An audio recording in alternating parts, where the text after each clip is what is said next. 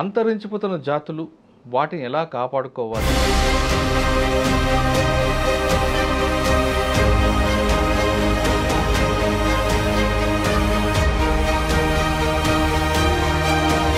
ఒకప్పుడు పులులతో ఉండనిండని.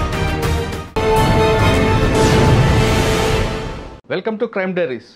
అంతరించిపోతున్న జాతులు వాటిని ఎలా కాపాడుకోవాలి, కాపాడకపోతే మనం భవిష్యత్తులో మన భావితరాలకి ఏం చెప్పబోతున్నాం అనే అంశంపై మనతో మాట్లాడడానికి రామ్మోహన్ గారు, ఫారెస్ట్ రేంజ్ ఆఫీసర్ ప్రస్తుతం ఉన్నారు. ఆయన అడిగి చాలా విషయాలు తెలుసుకున్నాం. సార్ నమస్తే అండి. సార్ నమస్కారం. మన గతంలో చేసిన ఒక ఇంటర్వ్యూలో పులి, రాబందు వీటితో పాటు అంటే మన బయోడైవర్సిటీ ఎలా వెళ్తుంది, దానివల్ల ఎలాంటి నష్టం జరుగుతుంది అనే విషయాల మీద చాలామంది పులి గురించి ఎక్కువగా క్వశ్చన్ చేస్తున్నారు. పులి టాపిక్, పులిలో ఫింగర్ ప్రింట్స్ ఎలాగుంటాయి, పులి చారలు ఫింగర్ ప్రింట్స్తో సమానం అనే విషయం మీద ఇప్పుడు మనం ఈరోజు తీసుకున్న టాపిక్లో సార్, పులి, రాబందుతో పాటు అంతరించిపోయిన జాతులు ఇంకా ఏమైనా పక్షులు కానీ జంతువులు ఉన్నాయా తీసుకుంటే, ముందు ఫస్ట్ పులి. చాలా మందికి పులి, సింహం అంటే అడవి అనగానే పులి, సింహం అనేది బాగా గుర్తుంటుంది. పులి అనే జాతి అంతరించిపోవడానికి ప్రధాన కారణం ఏంటి? పులి తన పిల్లల్ని ఎలాగ కాపాడుతుంది? పులి తన పిల్లలకి వేట ఎలా నేర్పుతుంది? తన ఆహారం ఎలా తీసుకుంటుంది? తర్వాత పులి వృద్ధం అయిందంటే ముసలైన తర్వాత అది ఏ విధంగా కంటి చూపు పోయిందవడమో, ఏ విధంగా అది అంతరించిపోతుంటుంది? అసలు ముఖ్యంగా ఒకప్పుడు పులులతో నిండిన అడవులు క్రమేపీ పులుల సంఖ్య తగ్గిపోవడానికి ప్రధాన కారణం ఏంటి? ఆ విషయం చెప్పండి. నమస్కారం సార్, బాగా మంచి ప్రశ్న వేశారు. అసలు అటవీ ఆవరణ వ్యవస్థలో పులి అనేటువంటిది చాలా ప్రధానమైనటువంటిది. ఎందుకంటే పులి అనేటువంటిది టాప్ ప్రిడేటర్ అంటారనమాట. అంటే ఇప్పుడు గతంలో కూడా నేను కొన్ని విషయాలు మాట్లాడాను. ఆభరణ వ్యవస్థలో మొదటగా మొక్కలు ఉంటాయి, గడ్డి, ఇంకా ఇతర చెట్ల జాతులు ఇవన్నీ ఉంటాయి. వాటిని తిని శాకాహారులు బ్రతుకుతాయి. వాటి యొక్క సంఖ్యను క్రమబద్ధీకరించడానికి మాంసాహారులు ఉంటాయి. అందులో మాంసాహారులో కుక్క జాతులు, అలాగే పిల్లి జాతులు ఇవన్నీ ఉండడం చాలా సహజమైనటువంటి విషయం. వీటిలో మళ్ళీ టాప్ ప్రిడేటర్ అన్నమాట ఇది. అంటే ఉన్నటువంటి మాంసాహార జాతుల్లో పైన ఉంటుంది ఇది. అంటే అన్నింటినీ కూడా మిగిలిన మాంసాహారులను కూడా చంపి తినగలిగేంత శక్తి దానికి ఉంటుంది. కాబట్టి అది టాప్ ప్రిడేటర్గా పరిగణించబడుతుంది అన్నమాట. ముఖ్యంగా ఏంటంటే టైగర్ అనేటువంటిది అన్ని ప్రాంతాల్లో ఉండదు. ఇప్పుడు ప్రపంచం మొత్తంలో కేవలం 13 దేశాల్లో మాత్రమే టైగర్ ఉంది, మిగతా ప్రాంతాల్లో లేదు. అది కూడా ఎక్కువగా సైబీరియా నుండి ఇటు ఆగ్నేయ ఆసియా వరకు భారతదేశం ఉపఖండం ఈ ప్రాంతంలో మాత్రమే ఉందన్నమాట. దీనికి అనుకూలమైనటువంటి ప్రదేశాలు ఇక్కడ ఉన్నాయి కాబట్టి ఇక్కడ అది ఉంది. ఓకే, అయితే ఇది చేసేటువంటి ప్రధానమైనటువంటి పని ఏంటంటే మాంసాహార జీవి కాబట్టి, టాప్ ప్రిడేటర్ కాబట్టి శాకాహార జంతువుల యొక్క సంఖ్యను క్రమబద్ధీకరించడం.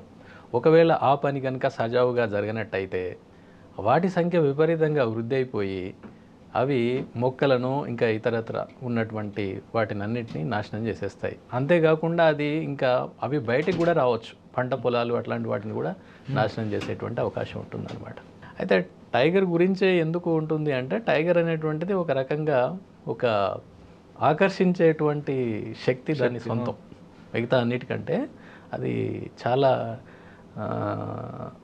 ఎక్కువగా కొన్ని దేశాలు లేకపోతే అంతర్జాతీయ వేదికలు వీటన్నిటిపైన అది ఒక మస్కట్గా ఉన్నటువంటిది అనమాట. అందుకని దానికి ఎక్కువ క్రేజ్ ఉంటుంది ఎక్కువగా. కానీ పులి ఒక్కటే ఆవరణ వ్యవస్థలో ఉండదు. నిజానికి పులితో పాటు ఎన్నో ఉంటాయి. ఈవెన్ చిన్న కీటకాలు కూడా వాటి యొక్క పాత్రను అవి నిర్వర్తిస్తాయి. అన్నీ ఇంపార్టెంటే. కానీ పులికి ఉన్నటువంటిది ఏంటంటే టాప్లో ఆవరణ వ్యవస్థలో పైన ఉంటుంది కాబట్టి అన్నింటినీ అది రెగ్యులేట్ చేయగలిగేటువంటి శక్తి దానికి ఉంటుందన్నమాట.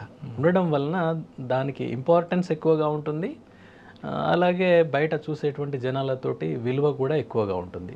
ఎందుకు ఈ మాట చెప్తున్నానంటే, ఇప్పుడు ఒక టైగర్, మీరు పేరు వినుంటారు, ప్రాజెక్ట్ టైగర్ అనేటువంటిది ఒక పెద్ద ప్రాజెక్ట్ మన దేశంలో. ఎప్పుడైతే పులుల సంఖ్య విపరీతంగా తగ్గిపోయిందో, మీరు ఇందాక అన్నారు కదా, మన దేశంలో స్వాతంత్రం వచ్చినటువంటి సమయంలో 1,00,000 పులులు ఉండేవట.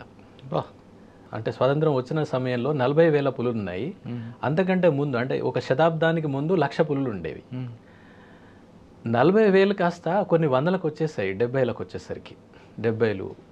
అప్పుడు ఏం చేశారంటే ఇది మొత్తానికి తగ్గిపోతున్నాయన్న ఉద్దేశంతో ప్రాజెక్ట్ టైగర్ అనేటువంటి దాన్ని స్టార్ట్ చేశారు. ఎందుకు తగ్గిపోవడం కారణం అనుకోవచ్చు? దానికి విపరీతమైనటువంటి వేటే అప్పుడు. ఎందుకంటే 1972లోనే మనకు వన్యప్రాణి సంరక్షణ చట్టం వచ్చింది, కానీ అంతకుముందు లేదు కాబట్టి ఆ టైగర్లను చంపడం అనేటువంటిది, అంటే పులులను చంపడం అనేటువంటిది ఒక హోదాకి చిహ్నంగా పరిగణించేవాళ్ళు.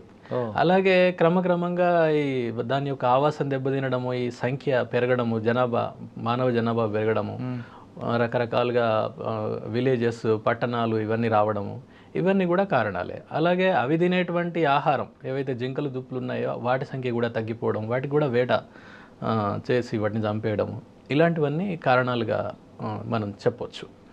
అయితే ఏంటంటే ప్రాజెక్ట్ టైగర్ యొక్క ఉద్దేశం ఏంటంటే టైగర్ని కాపాడితే అది మిగిలిన వాటిని అన్నిటిని కాపాడుతుంది. అంటే సైంటిఫికల్గా కూడా అది కరెక్ట్ అనమాట. అందుకనే అవన్నీ వచ్చాయి.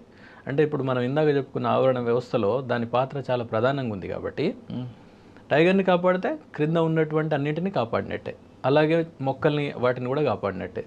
హోలిస్టిక్గా ఒక అటవీ ఆవరణ వ్యవస్థను కాపాడినట్టే, ఎకోసిస్టమ్ కాపాడినట్టే. అలా కనుక మనం చూస్తే అతిశయోక్తి కాదు, కానీ టైగర్ ఉన్నటువంటి ప్రాంతాలన్నీ కూడా అవి మంచి ఆరోగ్యకరమైనటువంటి ఆవరణ వ్యవస్థను కలిగి ఉండి ఈవెన్ వాటి నుండే ఎన్నో నదులు వాటి నుండే బయటకు వచ్చాయన్నమాట. అంటే ఆ ఆవరణ వ్యవస్థ పరంగా మంచి గాలి, ఆక్సిజన్ లేక భూగర్భ జలాలు ఎక్కువగా ఉండడం, లేక కార్బన్ డైఆక్సైడ్ని ఎక్కువగా తీసేసుకోవడం, ఇలాంటివన్నీ అంటే ఆవరణ వ్యవస్థ సేవలు అనేటువంటివి ఎక్కడైతే టైగర్స్ ఎక్కువగా ఉన్నాయో ఆ ప్రాంతాలు చాలా ప్రొటెక్టెడ్గా ఉన్నవి. ఆ ప్రాంతాలలో ఈ ఆవరణ వ్యవస్థల సేవల కారణంగా చుట్టూ ఉన్నటువంటి వాటన్నిటి కూడా అన్ని సేవలు లభిస్తున్నాయి. ఇంకా ఇకో టూరిజంలో ఎన్నో వందల కోట్లు, వేల కోట్ల రూపాయలు చేసే విలువ గల సేవలు అందుతున్నాయి దాంట్లో. సార్, ఇంత ప్రధాన పాత్ర పోషించిన పులి, దాని నైజం చెప్పండి. నైజం అంటే ఒకటి సార్, అది అసలు పులులు ఎన్ని రకాలండి? బెంగాల్ టైగర్ అంటారు, కొంతమంది నల్లమల్ల టైగర్ అంటారు. Right sir. అయితే మొత్తానికి ప్రపంచంలో 9 పులి జాతులు అంటే ఉపజాతులు. జాతి ఒకటే కానీ ఉపజాతులు అనమాట. అంటే ఉపజాతికి తేడా ఏంటంటే ఒక ఉపజాతికి ఇంకో ఉపజాతికి అక్కడ ఉన్నటువంటి నైసర్గిక స్వరూపాన్ని బట్టి, అక్కడ ఉన్నటువంటి పరిస్థితులను బట్టి చిన్న చిన్న మార్పులు ఉంటాయి, కానీ జాతి ఒకటే ఉంటుంది. ఇవి 9 3 ఆల్రెడీ నశించిపోయాయి. ఇవా 3 ఏంటంటే జావా, అలాగే బాలి, కాస్పియన్ టైగర్స్ అని ఉంటాయి. ఇవి లేవు, ఇప్పుడు పూర్తిగా అంతరించిపోయాయి. కాస్పియన్ అంటే కాస్పియన్ సముద్రం ప్రాంతం. బాలి అండ్ జావా ఇవేంటంటే ఇవి ఐలాండ్స్, ఏది మన ఇండోనేషియాలో, అక్కడ కూడా మొత్తం అంతరించిపోయాయి. ఇక మిగిలినటువంటి కొన్ని ఉన్నాయి అనమాట. దాంట్లో కూడా సైబీరియన్ టైగర్ అంటే సైబీరియా ప్రాంతం, రష్యా ప్రాంతం. మన దగ్గర ఉండేటువంటిది ఏంటంటే రాయల్ బెంగాల్ టైగరే మన ఈవెన్ తెలంగాణలో ఉంది, లేక ఆంధ్రాలో ఉంది, ఇంకా ఇతరత్ర అన్ని దేశంలో ఉన్న పలు ప్రాంతాల్లో ఉన్నటువంటిది అంతా కూడా రాయల్ బెంగాల్ టైగరే. అంటే రాయల్ బెంగాల్ టైగర్ అనేటువంటిది ఒక ఉపజాతి. ప్రపంచంలో ప్రస్తుతం ఉన్నటువంటి 6 ఉపజాతుల్లో ఇది ఒకటి అనమాట. ఓకే, అంటే మీరు ఇప్పుడు 9 5 చెప్పారు, ఇంకా 4 అవి అంటే 3 అంతరించిపోయి ఇంకా 6 ఉన్నాయి. 6లో royal Bengal tiger, Siberian tiger, అలాగే ఇండో చైనీస్ ఏరియాలో ఒకటి ఉంటుంది. అంటే నేను మొత్తం వాటి గురించి, అలాగే ఒకటి ఈ లావోస్, కాంబోడియా ఈ ప్రాంతంలో ఉండేటువంటిది ఒకటి ఉంటుంది. ఇలా సుమత్రా, భారతదేశంలో ఉన్నది మాత్రం రాయల్ బెంగాల్ టైగర్. మన దగ్గర ఉండేటువంటిది మాత్రం ఒకటే. కానీ ఒక దగ్గర తెల్ల పులులు కనిపిస్తే మరో దగ్గర కలర్ఫుల్ కనిపిస్తుంది. యాక్చువల్గా ఏంటంటే సార్, కరెక్ట్గా అడిగారు. ఇప్పుడు సహజంగా ఉండేటువంటి పులి ఏంటంటే అది నల్లటి తెల్లటి స్ట్రైప్స్ దానిపైన ఉంటాయి. అయితే దానికి ఉన్నటువంటి వెంట్రుకలు అంటే ఫర్ అంటాను దాన్ని, FUR ఫర్. ఆ ఫర్ అనేటువంటిది షార్ట్ హెయిర్ అన్నట్టు. ఆ షార్ట్ హెయిర్ యొక్క రంగు ఏంటంటే గోల్డెన్ ఆరెంజ్ రంగు, అంటే లైట్ ఎల్లో మనం అనుకుంటాం, ఎల్లో కొంచెం అలా ఉంటుంది. ఆ ఫర్ మొత్తం వ్యాపించి ఉంటుంది దాని యొక్క చర్మం మీద. అయితే క్రింది వైపు ఏముంది దానికి, యాక్చువల్గా తెలుపు నలుపు గీతలు ఉన్నాయి. నలుపు గీతల దగ్గర మనకు నలుపు కనిపిస్తుంది, తెలుపు గీతల దగ్గర ఈ ఎల్లో డామినేట్ చేసి ఎల్లో కలర్ మనకు కనిపిస్తుంది. అట్లా అనమాట. అంటే దానికి ఉన్నటువంటిది కలర్ ఎల్లో ఫర్ మొత్తం వ్యాపించి ఉంటుంది. అలాగే నలుపు గీతలు, వీటిని ఏమంటారంటే ఈ ఎల్లో రంగులో ఉన్నటువంటి చార, అలాగే నలుపుగా ఉన్నటువంటి చార, వీటిని స్ట్రైప్స్ అంటారు. స్ట్రైప్స్ నేను గతంలో కూడా చెప్పాను ఇది. ఈ స్ట్రైప్స్ ఏంటంటే యూనిక్ అనమాట. ఒక పులికి ఒకే రకంగా ఉంటుంది అది అంతే. అంటే మనకి ఏ విధంగానైతే ఫింగర్ ప్రింట్ ఎలాగో దానికి అలా. వాటిని ఏం చేస్తామంటే జనరల్గా మేము కెమెరా ట్రాపింగ్ చేస్తారు ఫారెస్ట్ వాళ్ళు. కెమెరా ట్రాప్స్ పెడతారు అడవిలో. పెట్టినప్పుడు అది దాని ముందు నుంచి అది ప్రయాణం చేస్తే, అంటే ఎక్కడైతే అది తిరిగే ప్రాంతం ఉందో అక్కడే పెడతారు. వచ్చినప్పుడు అది ఫోటో తీస్తుంది. ఫోటో తీసి ఎడం వైపు కుడివైపు 2 ఫోటోలు తీస్తుంది అనమాట. తీసినప్పుడు అంటే రైట్ అండ్ లెఫ్ట్ ఫ్లాంక్స్ అంటాం, వాటిని బట్టి దాన్ని రికార్డ్ చేసేస్తారు. అలాంటిది ఇంకా మళ్ళీ ప్రపంచంలో ఆ స్ట్రైప్స్ ఉన్నటువంటిది యూనిక్గా ఇంకెక్కడ ఉండదు, ఇది ఒకటే ఉంటుంది. సో దాన్ని ఆధారం చేసుకొని మేము సెన్సస్ చేస్తాం. ఇప్పుడు టైగర్ సెన్సస్ ఉంటుంది, ఆల్ ఇండియా టైగర్ ఎస్టిమేషన్ అని. అది సంవత్సరం లేక 2 ఏళ్ళు 4 ఏళ్ళు ఇలా కొన్ని ప్రోటోకాల్స్ ఉంటాయి, దాని ప్రకారం చేస్తుంటారు అనమాట. సో ఇలా ఒక స్ట్రైప్ ప్యాటర్న్ వచ్చినటువంటిది ఒక టైగర్ కింద లెక్క. ఓకే, కానీ కొన్ని పులులు తెల్లగా కనిపిస్తాయి. తెల్లగా ఉండడానికి కారణం ఏంటంటే, ఇప్పుడు నేను ఇందాక మీకు చెప్పాను ఈ ఫర్ యొక్క రంగు ఎలోయిష్ అన్నాను కదా, ఆ ఎలోయిష్ వర్ణదం పిగ్మెంట్ అన్నట్టు అది. ఆ పిగ్మెంట్ కొన్నింటిలో లోపిస్తుంది. మ్యూటేషన్స్ అంటాం, మీరు వినే ఉంటారు, కొన్ని ఉత్పరివర్తనాలని కొన్ని జరుగుతుంటాయి, బయాలజికల్ ఫెనామినా అది. ఆ ఉత్పరివర్తనాల కారణంగా ఆ మ్యూటేషన్ ఉత్పరివర్తనాల కారణంగా ఆ పిగ్మెంట్ లోపిస్తుంది. దాంట్లో లోపించేసరికి ఏముంటుంది, తెల్లగా కనిపిస్తుంది. ఎందుకంటే లోపించడానికి కారణం ఏంటి? ఇక దానికి ఎన్నో రీజన్స్, ఇక అది జన్యుపరమైనటువంటి విషయాలు అవి కొన్ని జరుగుతుంటాయి. అది అంటే జెనెటిక్స్ అదంతా కూడా. సో అట్లా జరిగినప్పుడు ఏమైందంటే, అది కలర్ లేదు కాబట్టి, కలర్లెస్ అంటే ఏంటి, వైట్. సో మొత్తం వైట్ ఫర్ ఉంటుంది దాని మీద. సరే, రెండింటికి అంటే కలర్ ఒకటే చేంజా లేదంటే నైజం కూడా మారుతుంది? ఏ మారదు, ఆ పౌరుషం సేమ్ ఉంటుంది, అంత సేమ్ ఉంటుంది. కానీ ఇక్కడ ఏంటంటే, ఇప్పుడు మనం ఎప్పుడు కూడా సాధారణంగా ఉన్నదానికి కొంచెం భిన్నంగా ఉంటే మనకు ఎక్కువగా ఆకర్షణ చూడాలనిపిస్తుంది. ఇప్పుడు మీరు నెహ్రూ జూ పార్క్ వెళ్ళి చూస్తే అసలు టైగర్ని చూడడం కంటే దీన్ని చూడడానికి జనం ఎక్కువగా చూపెడతారు. అంతేకాకుండా మన దగ్గర ఆ నంబర్ కూడా ఎక్కువగా ఉంది, చాలా ఎక్కువగా ఉంది వాటి నంబర్. అంటే వాటిని బ్రీడింగ్ చేసి వాటి నుండి మళ్ళీ అలాంటి పుల్లే వచ్చాయన్నమాట. మళ్ళీ వాటిని వేరే ప్రాంతానికి పంపించడం ఇలాంటివి కూడా చేస్తున్నారు. మనకు అందులో ఏంటి, మనం వేరే వాళ్ళకు కూడా పంపించగలుగుతున్నాం మన జూ నుండి. పులి ఉత్పత్తి మనం పెరుగుతున్నాం. అంటే ఈ ఏంటి మీరు చెప్పిన ఇందాక తెల్ల టైగర్లకు సంబంధించి. సార్, పులి దానికి సిగ్గు ఎక్కువ అంటారు. అంటే సిగ్గు ఎక్కువ అని కాదు సార్, అదేంటంటే దాని నేచర్ సీక్రెటివ్ యానిమల్. అది చాలా సీక్రెటివ్ యానిమల్ అనమాట మిగతా వాటి అన్నిటితో పోలిస్తే. ఏవైనా వన్యప్రాణులు అన్నీ కూడా షై యానిమల్స్ ఎప్పుడు కూడా. అంటే మనుషులతోటి ఉండవు అవి. అవి ఉండేది అడవిలో మనుషులు ఉండరు. అవి వాటికి సహజమైనటువంటిది. ఇది కూడా ఏంటంటే యాక్చువల్గా అది డెన్స్ జంగిల్ యానిమల్ అనమాట. అంటే దట్టమైన అడవుల్లో ఉండేటువంటి యానిమల్ అది. సో దానికి సహజంగానే అది నిగూఢంగా ఉండేటువంటి లక్షణం కారణంగా అది దూరం ఉంటుంది. కాబట్టి దాన్ని మనం ఏదో సిగ్గు అని అనుకుంటాం. సిగ్గుపడడం అలాంటిది అలా అని కాదు. దాన్ని జైవికంగా చూసినప్పుడు, అంటే జైవికంగా బయాలజికల్గా చూసినప్పుడు అది సీక్రెటివ్ యానిమల్, చాలా సీక్రెట్గా ఉంటుంది. అందుకనే నేను గతంలో కూడా చెప్పాను, అది మనం దాన్ని చూడడానికి వెళ్ళినప్పుడు అది ఎప్పుడో చూసేసి రిట్రీట్ అయ్యి వెళ్ళిపోతుంటాయి. జనరల్గా వెనక నుంచి వెనకే వెళ్ళిపోతాయి. ఎందుకంటే because of it's secretive nature, దానికి ఉన్నటువంటిది అది. ఓకే, అట్లా అనమాట. సార్, పులి మేటింగ్ ఎప్పుడు చేస్తుంటుంది? అంటే అది జనరల్గా ఎప్పుడూ ఉంటుంది. దానికి ఇలా సంవత్సరానికి ఎన్నిసార్లు ఎంతైనా ఉండొచ్చు. అది దీనికి ఖచ్చితంగా ఇంత అని దాని గురించి పెద్ద అధ్యయనాలు అంటే ఇదే టైం అని నిర్ణయించలేదు ఎక్కడ కూడా. జనరల్గా ఇయర్లీ మొత్తం పొడవునా, సంవత్సరం పొడవునా ఎప్పుడైనా జరగవచ్చు. పిల్లలు వచ్చిన తర్వాత పిల్లలకి రావడానికి ఎంత టైం పడుతుంది మేటింగ్ అయిన తర్వాత? దాని గర్భావధి కాలం అదంతా 110 days వరకు ఉంటుంది. 110 daysలో పిల్లలు వచ్చేస్తాయి. పిల్లలు ఎన్ని రావచ్చండి? మ్యాక్సిమం మనం 4 నుంచి 6, 2, 4, 6 ఇలా అంతే మ్యాక్సిమం అనమాట. 6, 5, 6 అనేది చాలా ఎక్కువ. ఓకే, 5 వరకు నేను విన్నాను. సరే, 5 అనుకుందామండి. పులి ప్రెగ్నెంట్ అయిన తర్వాత మగ పులి ఆమెతో ఉంటుందా? లేదు, వెళ్ళిపోతుంది. అది ఎప్పుడు కూడా అట్లా ఉండవు. ఒకసారి మీటింగ్ జరిగిన తర్వాత అది వెళ్ళిపోతాయి అంతే. ఇప్పుడు మీటింగ్ కోసం కలుస్తాయి అంతే, కలిసిన తర్వాత వెళ్ళిపోతాయి. ఎందుకంటే మళ్ళీ ఇదే నేను ఇందాక చెప్పింది, బయాలజికల్ నేచర్ ఏంటంటే టైగర్ అనేది సాలిటరీ యానిమల్.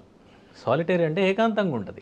ఏకాంతంగా ఎందుకు ఉంటుంది అని అంటే అది డెన్స్ జంగిల్ యానిమల్. అంటే దట్టమైన అడవిలో ఉండేటువంటివి గుంపుకి ఎట్లా ఉండగలుగుతాయి? ఉండలేవు. ఇంకోటి ఇదేంటి, ప్రిడేటర్. ఇది ప్రిడేటర్ అంటే వేరే వాటిని చంపి తినాలి. ఇదే 4-5 గుంపుగా ఉన్నాయి అనుకోండి, ఆ వచ్చేది దాన్ని 4-5 ఉండడం వలన డిస్టర్బ్ అయ్యేది వెళ్ళిపోతుంది కదా ప్రే. ప్రే అంటే ఆహార జంతువు. కానీ కొన్నిసార్లు గుంపులుగా కనిపిస్తాయి కదండి. నో పుల్లు కనిపించవు మీకు ఎప్పుడు కూడా. ఒకవేళ కనిపించింది అంటే దాని అర్థం ఏంటంటే అది దాని కబ్స్ తోటి ఉందన్నమాట. అచ్చా. ఈ కబ్స్ తోటి నేను వరుసగా చెప్తాను మీకు. ఇప్పుడు పిల్లలు కలుస్తాయి, వెళ్ళిపోయిన తర్వాత that will lead to pregnancy and పిల్లలు వచ్చేస్తాయి. సపోజ్ 4 పిల్లలు వచ్చాయనుకోండి, 2 పిల్లలు రావచ్చు, 4 రావచ్చు, 5, 6 అనేది మ్యాక్సిమం అండి, అంతకంటే ఎక్కువ రావు ఎప్పుడు కూడా. ఓకే. అయితే ఇది ఏం చేస్తుందంటే ఆడపులి that tigress will take care of its cubs అంతే. ఈ మగపులికి ఏమాత్రం సంబంధం ఉండదు, రాదు కూడా.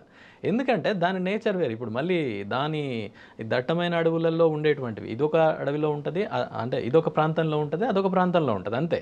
జస్ట్ మేటింగ్ కోసం అది వస్తుంది అంతే, తర్వాత వెళ్ళిపోతుంది. లేక ఇదైనా వెళ్ళొచ్చు, అదే రావాలని కూడా ఏం లేదు. అది చాలా బయాలజికల్ విషయం అంతే, దాంట్లో పెద్ద మనం చూడడానికి ఏం లేదు అందులో.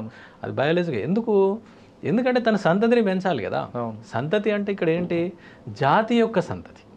ఇప్పుడు ఆ రిప్రొడక్షన్ అనేది, మేటింగ్ అనేది లేదనుకోండి, ఆ జాతి అందరితో అంతరిస్తుంది కదా. ఈ విషయము అన్ని జీవజాతులకు వర్తిస్తుంది. అది మొక్కలు కావచ్చు, జంతువులు కావచ్చు, ఏవైనా కూడా. అంటే రిప్రొడక్షన్ అనేది it's a very very essential part. లేకపోతే ఆ జాతి అంతరించే అవకాశం ఉంటుంది. ఆ జాతి అంతరించిందంటే ఆవరణ వ్యవస్థలో అది పోయింది అంటే ఆ పని చేసేవాళ్ళు ఎవరు ఉండరు. పులి తన పిల్లల్ని ఎలా పెంచుతుందండి, వేటలు నేర్పుతుంది. ఎస్, ఏంటంటే ఆడపులే పూర్తిగా దానికి రెస్పాన్సిబుల్. ఇది పిల్లలు పుట్టిన దగ్గర నుండి అవి ఈవెన్ కళ్ళు తెరవడు. మనం పిల్లిని మీరు చూసుంటారు, పిల్లి ఏ విధంగానైతే సంరక్షిస్తుందో కొన్ని రోజుల తర్వాత కళ్ళు తెరుస్తాయి. అప్పటి నుండి పూర్తిగా దాని బాధ్యత. అది చాలా ఏమంటారంటే కొన్ని పుస్తకాల్లో వాటిలో చాలా చదివినప్పుడు లేక మనం చూసినప్పుడు తెలుస్తుంది, అది చాలా రూత్లెస్ ప్రొటెక్టర్ అనమాట. రూత్లెస్ అంటే నిర్దాక్షిణ్యంగా ఉంటుంది అది చాలా. ఏ విధంగా వేరే ఏదైనా యానిమల్ వచ్చిందంటే దాని దగ్గరికి రానివ్వదు. ఈవెన్ వేరే యానిమల్, ఈవెన్ టైగర్ వచ్చినా కూడా దానికి దగ్గరికి రానివ్వదు కప్స్ దగ్గరికి. ఎందుకంటే కప్స్కి ఏమైనా హాని చేయొచ్చు అనే ఉద్దేశంతో ఉంటుంది అనమాట. కళ్ళు తెరవ వరకు పిల్లలు కళ్ళు తెరలేదు అనుకోండి, అంతవరకు మనకు వాటి ఫుడ్ పాలిస్తుందా? పాలిస్తుంది. అది కొంతకాలం తర్వాత అవి మాంసం తినేటువంటి పరిస్థితి ఉంటే అది తీసుకొచ్చేసి వాటికి పెడుతుంది అనమాట. లేదంటే కొంచెం పెరిగి పెద్దగా కనుక ఉంటే అవి వాటిని తీసుకెళ్ళడం అంటే ఎలా ఉంటుందంటే అవి ఇవే దాని యొక్క వాసన చూసుకుంటూ వెళ్ళిపోతాయి. తల్లి వాసన చూసి తల్లి ముందు వెళ్ళిపోతూనే ఉంటుంది. ఇప్పుడు మనం ఏదో పిల్లల్ని పట్టుకొని పోయినట్టుగా కుదరదు కదా యానిమల్స్లో, అది ముందు వెళ్ళిపోతుంటుంది. వెళ్ళిపోతున్నప్పుడు ఏంటంటే వాటికి కొన్ని ప్రత్యేకమైనటువంటి ఏర్పాట్లు ఉంటాయి. ఇప్పుడు తల్లి వెళ్తున్నప్పుడు దాని యొక్క పగ్ మార్క్స్ పడుతుంటాయి కదా, పడ్డప్పుడు ముద్రలు, ఆ ముద్రల్లో దాని యొక్క వేళ్ల సందుల్లో అక్కడి నుంచి కొన్ని రకాల సీక్రెషన్స్ వస్తుంటాయి, స్రావాలు. ఆ స్రావాలు కింద అది అడుగు వేసినప్పుడల్లా కొన్ని పడుతుంటాయి. పడ్డప్పుడు ఈ చిన్నగా ఉంటాయి కదా వెనక కప్స్, ఆ వాసన చూసుకుంటూ ముందుకు వెళ్ళిపోతాయి. అంతేకాకుండా పెద్ద ఇప్పుడు టైగ్రెస్ ముందు వెళ్తున్నప్పుడు దాని చెవుల వెనక భాగంలో తెల్లగా ఉంటుంది. ఆ తెల్లగా ఉన్నదాన్ని కూడా ఇవి గమనిస్తుంటాయి వెనకుండి. అది దాన్ని చూసుకుంటూ కూడా వెళ్తుంటాయి. అలా కొన్ని ప్రత్యేకమైనటువంటి ఏర్పాట్లు ఉంటాయి. అట్లా ఆ కారణంగా అవి ముందుకు వెళ్తాయి. కానీ ఒక్కొక్కసారి తల్లి లేకుండా పిల్లలు బయటకు వస్తుంటాయి, ఏం చూసి అప్పుడు ఏంటంటే అవి కొన్నిసార్లు పిల్లలు కదా, అవి వాటికి అనుభవం ఉండే కారణంగా ఏదో సంథింగ్ ఏదో కొంచెం ఇంట్రెస్టింగ్గా ఉండడం, ఏదన్నా తెలియక బయటకు వస్తాయి. కానీ అది చాలా డేంజర్ అనమాట. అవి అట్లా రావడం వలన వేరే ప్రిడేటర్స్ అంటే కుక్క జాతులు ఏంటి, వూల్ఫ్ లాంటివి, హైనా లాంటివి, అట్లాంటి వాటిని చంపేస్తాయి. ఎందుకంటే వాటికి ఆహారం అది అంతే. ఇది పులి, ఇది ఇంకేదో ఏముండదు. ఒకవేళ తల్లి వెళ్ళిపోయింది, అవి ఇక్కడే ఉండిపోయినాయి, నిస్సహాయంగా ఉన్నాయి, వాటిని వేరే ప్రిడేటర్స్ కుక్కలు కావచ్చు, హైనా కావచ్చు, ఇలాంటి వాటి కంటపడితే చంపేస్తాయి. జరుగుతుంది. తన పిల్లలకి వేట ఎలా నేర్పుతుందండి? వేట అంటే ఇప్పుడు మనం చూస్తుంటాం సార్, కుక్కలు ఇట్లాంటివి చూస్తుంటాం, చూసారా? కుక్క అలా ఉంటుంది అక్కడ, దాని పిల్లలు అటు ఇటు తిరుగుతుంటాయి. అవి ఒకదానికొకటి ఇట్లా బాక్సింగ్ లాగా చేసుకుంటా ఉంటాయి, చూసారా? జస్ట్ అది that is part of training only. అది ట్రైనింగ్ అంటే న్యాచురల్గా వాటికి అట్లా జరుగుతుంటుంది. ఇది కూడా అంతే. అంతేకాకుండా ఇది వేటాడేటప్పుడు కూడా తీసుకెళ్తుంది. అంటే పెద్ద పెరిగిన తర్వాత ఒక 2 years 3 years అలా అక్కడి వరకు వెళ్ళిన తర్వాత అది వెళ్ళి వాటికి అంటే దాన్ని చంపిన తర్వాత ఆ క్యార్కాస్ ఎట్లా ఓపెన్ చేయడము, అంటే చనిపోయినటువంటి మృతదేహం, దాన్ని ఏం తింటారు ఏంటి అదంతా తెలుస్తూ ఉంటుంది అనమాట. అంటే ఈ టైగ్రెస్ ఏ విధంగానైతే బిహేవ్ చేస్తుంటుందో అవి కూడా వాటిని చూసి నేర్చుకుంటాయి. సార్ ఒక్కసారి వేటకి వెళ్ళినప్పుడు అక్కడ అవతల ఆహారం మిస్ అయింది అనుకోండి పులికి. ఎస్, మీరు మిస్ కావడం అనేది ఎంత ఎక్కువగా ఉంటుందంటే, ఒక టైగర్ మేల్ ఆర్ ఫీమేల్, అది ఏంటంటే వేట విధానం ఎలా ఉంటుందంటే, ఇవి పరిగెత్తవు. ఎందుకంటే ఇవి డెన్స్ జంగిల్ యానిమల్ కాబట్టి చాలా హెఫ్టీగా ఉంటాయి, బాగా బరువుగా ఉంటాయి. 200 కిలోలు 300 కిలోలు అలా ఉంటాయి హయ్యెస్ట్. సో అది అంత బరువు ఉన్నటువంటిది ఎలా పరిగెత్తగలుగుతుంది? పరిగెత్తలేదు కాబట్టి అది ఏం చేస్తుందంటే, ఒక దగ్గర నక్కి కూర్చుంటుంది. నక్కి కూర్చొని, అంటే ఎక్కడికైతే ఈ వన్యప్రాణులు ఏది ముఖ్యంగా ఈ శాకాహార జంతువులు వస్తాయో ఆ ప్రాంతాల్లో అది ఉంటుంది, కూర్చొని ఉంటుంది. అది రాగానే టక్న దూకి పట్టేస్తుంది. ఒకవేళ దొరకలేదనుకోండి, కొంత దూరం ఒక 50 మీటర్స్ 100 మీటర్స్ అంటే ఫ్యూ మీటర్స్ పరిగెత్తిద్ది, అంతకంటే ఎక్కువ అది పరిగెత్తలేదు. అది వెంటనే ఇట్ విల్ కమ్ బ్యాక్, అంతే. ఇలా అంటే అధ్యయనాల్లో తేలిన విషయాలు ఏంటంటే, 20 అటెంప్ట్స్ చేస్తే 1-2 సార్లు మాత్రం సక్సెస్ అవుతుంది. ఓహో, అంతే. కానీ కొన్ని పులులు చెట్లు ఎక్కుతాయి కదండి. పులులు ఎక్కువ సార్, జనరల్గా చిరుత పులులు ఎక్కుతాయి. చిరుత పులులు ఏంటంటే సన్నగా ఉంటాయి, స్లెండర్గా ఉంటాయి. అవి వేగంగా వెళ్ళగలిగేటువంటి ఏంటి శారీరకంగా అనువుగా ఉంటుంది అనమాట దానికి. అంటే శరీర సౌష్ఠవం పరిగెత్తడానికి అనుకూలంగా ఉంటుంది. కానీ టైగర్ విషయంలో అలా కాదు కాబట్టి అది ఎక్కదు. ఒకవేళ ఎక్కినా అది కొద్ది ఫ్యూ సెకండ్స్ కొంత దూరం పైకి ఎక్కేసి కిందికి వచ్చేస్తుంది. ఎందుకంటే వేటాడలో 20 సార్లు అయితే ఒకసారి దొరుకుతుంది, 1 లేక 2 సార్లు అంతే, మిగతా అన్ని ఫెయిల్యూరే. ఎస్, ఇవన్నీ కప్స్ నేర్చుకుంటాయా? నేర్చుకుంటాయి. వాటి క్రమంగా తెలుస్తుంటుంది వాటికి, ఎందుకంటే తల్లితోటి ఉంటాయి కాబట్టి నేర్చుకుంటాయి. అంతేకాదు ఇంకేంటంటే, పిల్లల్లో కూడా ఇది ఒక 3 ఏళ్ళు 4 ఏళ్ళు అప్పటి వరకు తల్లే పెంచుతుంది పూర్తిగా. ఆహారం తీసుకొచ్చి పెట్టడము, ఈ ట్రైనింగ్ ఇవ్వడము, ఇలాంటివన్నీ జరుగుతూ ఉంటాయి. కానీ ఇక్కడ ఏంటంటే, ఇవి కొన్ని నేను ఇందాక చెప్పాను కదా, ఇందులో కూడా కొన్ని చనిపోతాయి. చనిపోవడానికి కారణం ఇతర ప్రిడేటర్స్ లేక డిసీజెస్ కూడా కావచ్చు. ఇప్పుడు మనం అంటేనేమో మనకు అన్ని రకాల మెడికల్ ఫెసిలిటీస్ ఉంటాయి, ఏది జరిగినా కూడా వెంటనే, వాటికి ఏమి ఉండవు కదా, న్యాచురల్గా ఉన్నటువంటివి కాబట్టి.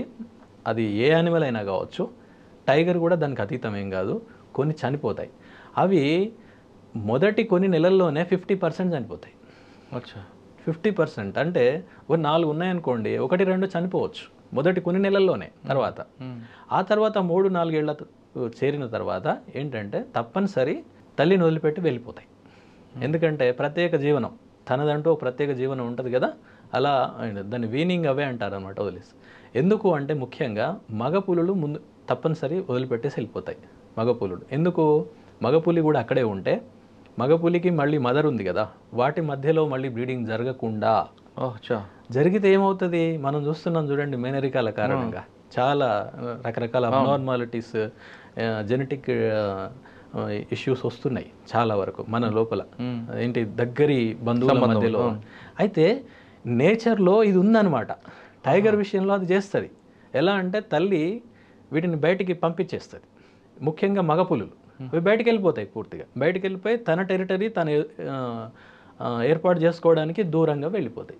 దానికి ప్రధానమైనటువంటి కారణం ఏంటంటే ఇన్బ్రీడింగ్ని అవాయిడ్ చేయడం. ఏంటి అంతఃక ప్రజననం లోపల ఉన్నటువంటిది, అంటే విదిన్ కుటుంబం అక్కడ ప్రజననం కనుక జరిగితే, అక్కడ ప్రత్యుత్పత్తి కనుక జరిగితే, దాని నుండి వచ్చేటువంటి సంతానం చాలా వీక్గా ఉండే అవకాశం ఉంటుంది, జెనెటిక్ డిజార్డర్స్ ఉంటాయి. కాబట్టి దాన్ని అవాయిడ్ చేయడం కోసం నేచర్లో ఇలాంటి ఆల్రెడీ ఇన్బిల్ట్గా ఉంటాయి, వాటికి సహజాతాలు అనమాట, ఇవన్నీ ఇన్స్టింక్ట్స్. అంటే తల్లి పంపిస్తుందా? దీనికి ఆ లక్షణం ఉంటుంది, తల్లి కూడా పంపించేస్తుంది. సో వెళ్ళిపోతాయి.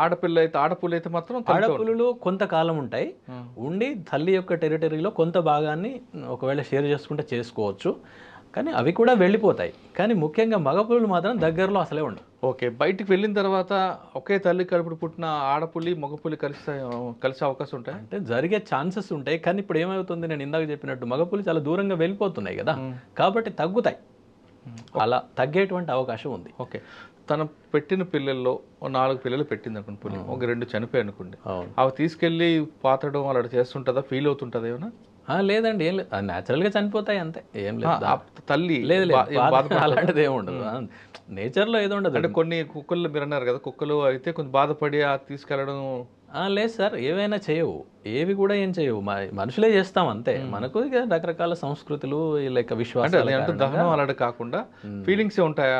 ఏం లేవు. అంటే అట్లా ఉన్నట్టుగానైతే మనం ఎప్పుడు చూడలేదు, చదవలేదు. సార్ పులి పిల్లల్ని ఎవరైనా బయట వాళ్ళు ఎత్తుకుంటే, అంటే జూలో ఉన్నప్పుడు మామూలుగా దొరకదు అనుకోండి, అటువంటి మనుషులు టచ్ చేసిన పిల్లల్ని పులి దగ్గర తీసుకుంటుందా? తీసుకుంటాయి, అట్లేం లేదు. కానీ కొన్ని సందర్భాల్లో కొన్ని వైల్డ్ యానిమల్స్ విషయంలో అబాండన్ చేసిన సందర్భాలు కూడా ఉంటాయి. ఇప్పుడు కొన్ని సందర్భాల్లో కొన్ని దుప్పులు, జింకలు, వాటికి సంబంధించిన పిల్లలు ఒక్కొక్కసారి అది వదిలేసి వెళ్ళిపోవడము ఏదో కారణంగా మనకు దొరుకుతాయి. మళ్ళీ వాటిని కొన్ని ఏమో చేర్చుకుంటాయి, కొన్ని చేర్చుకో. సరే, దాని కారణాలు బహుశా ఇప్పుడు మీరు అన్నట్టు ఏదైనా ఉంటే ఉండొచ్చు అట్లా. కానీ టైగర్ విషయంలో అట్లయితే మీ చూసినట్టు లేదు. ఇక్కడ ఏంటంటే టైగర్ ఒక 50% ఇలా చనిపోయిన ఛాన్స్ ఉంటుంది. తర్వాత ఇంకొకటి ప్రమాదం ఏంటంటే ఇవి కబ్స్ దూరం వీనవే అయిపోతాయి కదా, అంటే తల్లి నుండి దూరం కావడం అనేది ఉంటుంది కదా, అవి బయటకు వెళ్ళిపోతుంటాయి. అయితే బయటికి వెళ్ళిపోతున్నటువంటి సందర్భంలో అవి కొన్ని కిలోమీటర్లు, కొన్ని వందల కిలోమీటర్లు కూడా ప్రయాణం చేస్తాయి.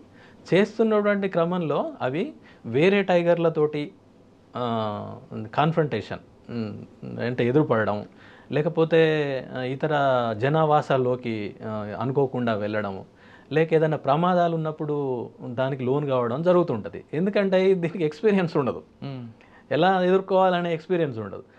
అట్లా కూడా కనీసం ఒక 20-30% చనిపోతాయి. అలా కూడా చనిపోతాయి. అంటే కబ్స్ 3-4 ఏళ్ళు ఉన్నటువంటివి చనిపోతాయి. అంటే ఈ లెక్కన కనుక మనం చూస్తే దీంట్లో తెలిసిన అధ్యయనాల్లో తెలిసిన విషయం ఏంటంటే సుమారు ఒక ప్రాంతంలో, ఏదో పెద్ద ప్రాంతంలో మీరు ఒక 10 పిల్లలు పుట్టాయనుకోండి, 10 పిల్లల్లో 1-2 పిల్లల కంటే ఎక్కువ బతుకు, అంతే. 2 పిల్లలు బతికితే చాలా ఎక్కువ అనమాట. అంటే 80% మోర్టాలిటీ ఉంటుంది టైగర్స్లో, ఇలా అనమాట. సరే, టైగర్ అయింది సార్. నెక్స్ట్ సింహం, లైన్. అంటే సింహం అంటే సార్ ఇప్పుడు ఓన్లీ గిర్ ప్రాంతానికే పరిమితం అయి ఉన్నాయి, వేరే ప్రాంతంలో ఎక్కడ లేవు. గుజరాత్ గిర్ అంతే అంతే, మన దగ్గర ఎక్కడ లేవు. అయితే దానికి సంబంధించి అవి ఏంటంటే టైగర్ లాగా సాలిటరీ యానిమల్ కాదు, అది గుంపులో ఉంటాయి. అది గుంపులో ఉంటాయి. అది దానికి హెడ్ ఒక ఫీమేల్, అది మేల్ హెడ్గా ఉంటుంది. మేల్ అంటే పెద్ద జూలు అవన్నీ ఉంటాయి కదా, అలా ఉన్నటువంటి లయన్ దానికి హెడ్గా ఉంటుంది. హెడ్ యొక్క పాత్ర ఏంటంటే మొత్తాన్ని అక్కడ ఉన్నటువంటి గుంపుని, అంటే ప్రైడ్ అంటారు దాన్ని, ప్రైడ్. మీద ఇంగ్లీష్లో రకరకాల పేర్లు ఉంటాయి, మనం అన్నిటికీ గుంపు అని మనం తెలుగులో చెప్తాం, కానీ దానికి ఒక పేరు ప్రైడ్ అంటారు. ఆ ప్రైడ్ యొక్క ప్రొటెక్షన్ దాని బాధ్యత, అది సింహం యొక్క బాధ్యత అనమాట. అయితే ఏంటంటే అది హంటింగ్ చేయదు. ఏంటంటే హంటింగ్ చేసేది అక్కడ ఉన్నటువంటి ఫీమేల్ చేస్తుంది. ఫీమేలు ఆడసింహం చేస్తుంది. చేసిన తర్వాత మళ్ళీ తినేది మేలే. సో ఎందుకంటే protection is prioritised in that pride, అట్లా అనమాట. అంటే ప్రొటెక్షన్ ఇంపార్టెంట్. ప్రొటెక్షన్ లేదనుకోండి ఇక మిగతాదంతా అనవసరం. అంటే మిగతా సింహాలన్నిటికీ కూడా ఈ మగసింహం కాపాడుతుంది. మగసింహం యొక్క బాధ్యత అది. అట్లా దాంట్లో ఇక మళ్ళీ ఎలాగని గుర్తుపడతాం అంటే ఆడసింహానికి మగసింహానికి? అంటే ఈ జూలు ఉంటుంది కదా, దీని యొక్క జూలు, దాన్ని బట్టి ఆడసింహానికి జూ ఉండదు, మగసింహానికి ఉంటుంది. అలాగే దాంట్లో అన్ని రకరకాల దానికి స్థాయిలు ఉంటాయి అన్నమాట. చిన్న పిల్లల దగ్గర నుంచి కొంచెం పెద్దవి, ఆ తర్వాత ఇంకా పెద్దవి. అలాగే దీనికి పెద్ద సింహం ఉంది కదా, దాని యొక్క కజిన్స్ కూడా ఉంటాయి దాంట్లో. ఇప్పుడు ఇది కొంతకాలం తర్వాత ఇది వృద్ధుడు అయిపోయిన తర్వాత ఇది పోయి మళ్ళీ అవి వచ్చేస్తాయి, దాని స్థానాన్ని ఇవి ఆక్రమిస్తాయి. ఇప్పుడు మీరు కోతుల్లో కూడా చూస్తుంటాను చూడండి, కోతుల్లో దాని తోక ఇట్లా పైకి పెట్టుకుని ఉండేటువంటి కోతు ఉంటుంది, అది ఆల్ఫా మేల్, అది దట్ ఈస్ ద హెడ్. అది హెడ్ అది అందుకని దాన్ని చూసి మిగిలిన భయపడతాయి. దాని కూడా అంటే సోషల్ సెటప్ అదే దాంట్లో ఉన్నటువంటిది.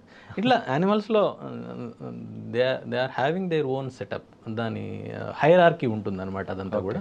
ఈ లయన్ కూడా అంతే. అయితే ఇది జస్ట్ గుజరాత్కి మాత్రమే పరిమితమై ఉన్నాయి ఇప్పుడు. అయితే మిగతా ప్రాంతాలకు కూడా దాన్ని విస్తరించాలనేటువంటిది ప్రధానంగా వినిపిస్తున్నటువంటిది. కానీ అది అన్ని చోట్ల మిగతా ప్రాంతాలకు విస్తరణ జరగట్లేదు. జరిగితే మంచిది అనమాట. ఎందుకంటే అక్కడక్కడే ఇందాక నేను చెప్పిన ఇన్బ్రీడింగ్ జరిగి అక్కడే జరిగి దాని కారణంగా అవి ఏమన్నా వేరే ఇతర వ్యాధులు ఏమన్నా వస్తే అప్పుడు ఏమైందంటే వల్నరబిలిటీ ఎక్కువ అవుతుంది, అంటే తట్టుకునే శక్తి ఉండదు. దాని కారణంగా అవి దెబ్బతినే ఛాన్స్ ఉంటుంది. అలా కాకుండా మనం కొంతకాలానికి అక్కడ కొన్ని పాకెట్స్లో కనుక పెంచితే అక్కడ ఉన్నటువంటి శీతోష్ణ స్థితి ఇంకా ఇతర పరిస్థితులకు అలవాటు అయిన కారణంగా వాటిలో కొన్ని మార్పులు వస్తాయి సహజంగా. దాని కారణంగా ఒక దగ్గర పోయినా ఇంకో దగ్గర మిగులుతాయి. కొన్ని పాకెట్స్ ఎక్కడ ఉంటాయి. కొన్ని పాకెట్స్లో ఉంటాయి. ఎందుకంటే it is also very important animal in ecosystem. చాలా ఇంపార్టెంట్ యానిమల్ లయన్ కూడా. అంటే ఇక వేరే ప్రాంతాల్లో ఎక్కువగా ఉంది. అయితే యాక్చువల్గా లయన్ ఏంటంటే అది గ్రాస్ ల్యాండ్, ఇప్పుడు సవన్నా ఇట్లాంటి మనం పేరు వినుంటాం చాలా చోట్ల. అది గ్రాస్ ల్యాండ్ ఈకో సిస్టంలో టాప్ ప్రెడేటర్ అది. అట్లా ఇదేమో డెన్స్ జంగిల్ యానిమల్ ఇది. దానికి దీనికి ఏం పొంతనలేదు. అది వేరే ఇది వేరే, రెండు క్యాట్ ఫ్యామిలీ. ఇవన్నీ కూడా పిల్లి జాతులే. పిల్లి జాతులు ఎక్కువ సౌత్ ఆఫ్రికాలో ఎక్కువ ఉంటాయి. అంటే ఇక ఆఫ్రికన్ కంట్రీస్ లో చాలా ఎక్కువగా. మన దగ్గర అయితే Gir only Gir national park ఆ ప్రాంతంలో మాత్రమే అవి ఉన్నాయి సార్. అంతే. సరే, నెక్స్ట్ మన రాబందులు మాట్లాడుకున్నాం. అవునవును. రాబందులు అనేటువంటివి చాలా ముఖ్యమైనటువంటి జాతి సార్ అది. అయితే ఏంటంటే రాబందులు మనం మామూలుగా మాట్లాడుకుంటే నెగిటివ్గానే మాట్లాడుకుంటారు ఎప్పుడు కూడా. అంటే రాబందులా పీకు తింటున్నారు అది ఇదనే ఉంటాయి తప్ప నిజానికి ఏంటంటే అవి మృత కళేబరాలను తింటాయి అంతే, వేరే వాటిని ఏం తినవు. అయితే ఆ మృత కళేబరాలను తినడానికి అవేంటంటే నేచురల్ స్కావెంజర్స్ అనమాట. నేచురల్గా ఉన్నటువంటి స్కావెంజర్స్. ఇప్పుడు స్కావెంజింగ్ యాక్టివిటీ ఉంటుంది కదా, అంటే ఏదైతే అన్ని పోగా మిగిలిపోయింది ఏది ఉంటుందో దాన్ని వెంటనే క్లీన్ చేసేయాలి. లేకపోతే ఏమవుతుందంటే, జస్ట్ నేను మొన్న ఒక న్యూస్ చూశాను. ఒరిస్సా ప్రాంతంలో ఇట్లా ఏంటి కళేబరాలను పడేయడం వలన అక్కడ వచ్చినటువంటి దానిపైన అన్ని మైక్రోబ్స్ చేరుతాయి. సహజం, చాలా న్యాచురల్. అంటే ప్యూట్రిఫై అయిపోతుంది కదా, కుళ్ళిపోతుంది. కుళ్ళిపోయినప్పుడు దానిపైన ఈవెన్ ఆంథ్రాక్స్ని కలరాన్ని కలిగజేసేటువంటి బ్యాక్టీరియా కూడా దానిపైన డెవలప్ అవుతుంది. అవన్నీ కూడా మిగతా ప్రాంతాలకు, అంటే నేలను, గాలిని, మృత్తికను అన్నింటినీ కలుషితం చేసేస్తుంది. అది మిగతా వాడికి వ్యాపిస్తుంది, మనుషులకు కూడా వ్యాపించే అవకాశం ఉంది. దాని కారణంగానే ఏదో 3 ఆంథ్రాక్స్ సోకింది అని కూడా ఒక న్యూస్ వచ్చింది. But it is uncomfort report. అంటే అలాంటి ఉపద్రవాలను రాకుండా చేసి మనల్ని లేక ఇతర జాతుల్ని కాపాడేటువంటి రాబందులు అవి ఏం చేస్తాయి, ఆ చనిపోయినటువంటి జంతువుల కళేబరాలని పూర్తిగా తినేస్తాయి. అవి తినేసి అక్కడ ఏముండవు, జస్ట్ మీకు పెద్ద పెద్ద ఎముకలు ఉంటాయి అంతే. చిన్న ఎముకల్ని కూడా తినేస్తాయి. అంటే మామూలుగా సన్నగా చిన్నగా ఉన్నటువంటివి. అంటే అక్కడ ఫ్లెష్ పార్ట్ ఏమీ లేకుండా చేసేస్తాయి. ఆ బోన్స్ని హైనా తింటుంది. బోన్స్ అలాంటివి ఏమైనా ఉంటే హైనా తినేస్తాయి. సార్, ఇప్పుడు మీరు చెప్తున్నట్లుగా రాంబందు అనేది మనకు చాలా మానవాళికి ఉపయోగపడుతుంది. అవునవును, తప్పని అదే అంతరించిపోతుంది కదా. ఎస్, అంతరించిపోతుంది. దానికి ఏంటంటే ముఖ్యంగా డైక్లోఫినాక్ అనే మందు సార్. యాక్చువల్గా ఇదేంటంటే డైక్లోఫినాక్ అనేటువంటిది ఇప్పుడు మనం కూడా ఉపయోగిస్తాం దాన్ని. ఏంటి, నొప్పి నివారణి. మనం ఏదన్నా తలనొప్పి వచ్చింది, లేకపోతే బాగా ఒళ్ళంతా నొప్పులు ఉన్నాయని అంటే బాడీ పెయిన్స్కి వాడతాం ఎక్కువగా, తలనొప్పి అని కాదు. సో ఇదేంటంటే మనం వాడడమే కాదు, ఈవెన్ వెటనరీ డాక్టర్స్ కూడా వాడతారు, పశువులకు వాడతారు. అది ఏంటంటే 80లు 90ల్లో దాని యొక్క ఉపయోగం బాగా విస్తృతంగా ఉండేది. ఆ ఉన్న కారణంగా ఏమైందంటే, ఇప్పుడు మనం మనుషులైన అంతే కదా, అందరం బ్రతకం కదా. మందులు ఎంత మనం ట్రీట్మెంట్ తీసుకున్నా కూడా కొంతమంది చనిపోతారు సహజంగా. పశువులు కూడా అంతే. అలా ఉన్నప్పుడు ఏమైందంటే వాటి యొక్క కణజాలంలో ఆ డైక్లోఫినాక్ అనేది అట్నే మిగిలిపోతుంది, బయటికి పోతుంది కదా. ఇక బ్రతికుంటేనేమో బయటకు వెళ్తుంది విసర్జక వ్యవస్థ ద్వారా, కానీ ఇప్పుడు ఛాన్స్ లేదు, అలాగే ఉండిపోతుంది. వాటిని తీసుకెళ్ళి బయట పడేసినప్పుడు ఈ రాబందులు వాటిని తినేసాయి. సహజంగా తింటాయి కదా, దానిలాగే తినేసాయి. తినేయడం వలన వాటి యొక్క కణజాలంలో ఉన్నటువంటి డైక్లోఫినాక్ దీని లోపలికి కూడా పోయి ఈ డైక్లోఫినాక్ అనేది దాని యొక్క విసర్జక వ్యవస్థను పూర్తిగా దెబ్బతీసి మిలియన్స్లో ఉన్నాయి కాస్త వేలకు వచ్చేసినాయి. ఎంత ఎక్కువ అంటే, ఫర్ ఎగ్జాంపుల్ ఒకటి ఏంటి వైట్ బ్యాక్డ్ వల్చర్ అని ఒకటి ఉంటుంది. అంటే వెన్ను ప్రాంతంలో తెల్లగా ఉంటుంది. దాని యొక్క పాపులేషన్స్ 99% తగ్గిపోయాయి. 99% డిక్లైన్డ్. ఓకే, అంతా. అలాగే పొడవు ముక్కు రాబందు, లేక అంటే లాంగ్ బిల్డ్ వల్చర్ అంటారు, LBV అంటారు, దాన్నే ఇండియన్ వల్చర్ అని కూడా అంటారు. ఇంకొకటి స్లెండర్ బిల్డ్ వల్చర్ అని, అవి కూడా 9 జాతుల వరకే ఉన్నాయి మన దగ్గర, మన ప్రాంతంలో, అంటే ఇండియా ఇంకా ఇతర ప్రాంతాలు చుట్టుప్రక్కల ఉన్నటువంటి దేశాల్లో. సో వీటి యొక్క పాపులేషన్స్ 97% తగ్గిపోయాయి. అయితే ఇప్పుడు ఈ డైక్లోఫినాక్ వాడకుండా నిషేధిస్తూ గవర్నమెంట్ 2006లోనే దీనిపైన నిషేధం విధించి దానికి మెలాక్సికామ్ అని ఇంకో మందును చేశారు. మెలాక్సికామ్ వాడండి డైక్లోఫినాక్ కాకుండా అని. అంటే మెలాక్సికామ్కి ఎక్కువ ధర ఉంది కాబట్టి దాన్ని వాడకుండా మళ్ళీ దీన్నే దొంగతనంగా, ఎందుకంటే మనుషులకి ఇచ్చేది ఉంది కదా, దాన్ని వాడడం ఇలా చేశారనమాట.